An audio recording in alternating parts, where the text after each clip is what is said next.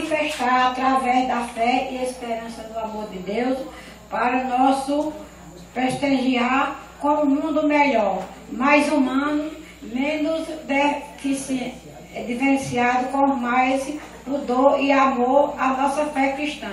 A esperança nos faz das famílias mais conscientização dos jovens, do amor ao respeito a Maria e a Jesus.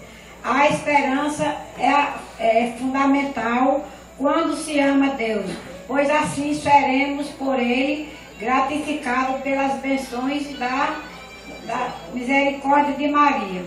Se amamos a Deus para o nosso próximo, aprenderemos a perdoar e teremos a esperança de um Deus de um dia poder compartilhar em face a face, compartilhando aquilo que generosamente Cristo nos deu, o amor.